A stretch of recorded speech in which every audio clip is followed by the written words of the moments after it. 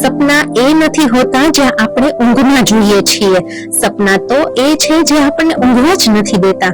અમરેલી જિલ્લાના ચલાલા ગામની સરકારી કન્યા શાળામાંથી શરૂ થયેલી એક દીકરીની સફર આજે વિશ્વ સ્તરે ગુંજી રહી છે.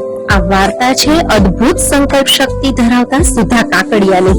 અત્યંત ગરીબ પરિવારમાં પુસ્તકો ખરીદવાના પણ પૈસા નહોતા, ત્યારે બીજા પાસેથી પુસ્તકો ઉછીના લઈ રાતો જાગીને આ દીકરીએ અમરેલીની કોલેજમાંથી પોતાનું ગ્રેજ્યુએશન પૂરું કર્યું. ત્યારબાદ જીવનનો નવો અધ્યાય શરૂ થયો. ડાભાળી જીરા ગામના નિવાસી નીતિનભાઈ નાકરાણી સાથે તેમના લગ્ન થયા અને ત્યારબાદ દીકરાનો જન્મ થયો. સામાન્ય રીતે આ સમયે સ્ત્રીઓ સપનાઓને વિરામ આપી દેતી હોય છે, પણ સુધાબેનની અંદર કંઈક અનોખું કરવાની ચિંગારી હતી. પતિ નીતિનભાઈના સહકારથી અને પરિવારને આર્થિક મદદ કરવાની પવિત્ર ભાવનાથી તેમણે ફેશન ડિઝાઇનિંગના ક્ષેત્રમાં કદમ મૂક્યો. ભગવાનની આપેલી કળાને વહેંચવા માટે તેમણે પાયામાંથી જ પુરુષાર્થ શરૂ કર્યો અને જન્મ થયો સુરમા ડિઝાઇન ઇન્સ્ટિટ્યૂટનો. આ માત્ર સંસ્થા નથી, પણ હજારો દીકરીઓ પોતાના પગ પર ઊભી થઈને આત્મનિર્ભર બની શકે તેવું એક ભગીરથ અભિયાન છે. પોતાની અદ્ભુત કળાના દમ પર તેમણે 3 લાખથી પણ વધારે વસ્ત્રોનું અદ્ભુત ડિઝાઇનિંગ કરીને ફેશન જગતમાં આગવી ઓળખ ઊભી કરી છે. એક સફળ પ્રોફેશનલ હોવાની સાથોસાથ તેમણે પારિવારિક જવાબદારીઓ પણ એટલી જ ઉત્કૃષ્ટતાથી નિભાવી.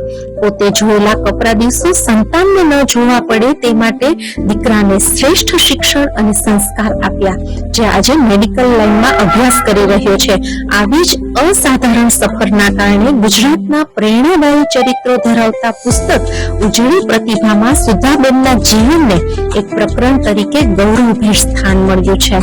Asia book of world records અને ગુજરાત સાંસ્કૃતિક યોદ્ધા પુરસ્કાર મેળવ્યા બાદ આજે સુધાબેન નાકરાણીને બીજી વખત વર્લ્ડ રેકોર્ડથી નવાજવામાં આવી રહ્યા છે. જે દીકરી પાસે ક્યારેક પુસ્તક ખરીદવાના પૈસા નહોતા, આજે તેની સિદ્ધિઓની નોંધ આખું વિશ્વ લઈ રહ્યું છે. ગરીબીના અંધકારમાંથી ઉઠીને વિશ્વ મંચ પર નામ રોશન કરનાર સુધાબેનની આ સફર આજે સમાજની દરેક નારી અને દરેક યુવા માટે એક દીવાદાંડી સમાન છે. આ સફર સાબિત કરે છે કે સપના જો સાચા અને પ્રામાણિક હોય તો પરિસ્થિતિ ક્યારેય તમારો રસ્તો રોકી શકતી નથી. સલામ છે સુધાબેન નાકરાણીના આ અવિરત પુરુષાર્થ અને નારી શક્તિના અદ્ભુત પ્રતીકને.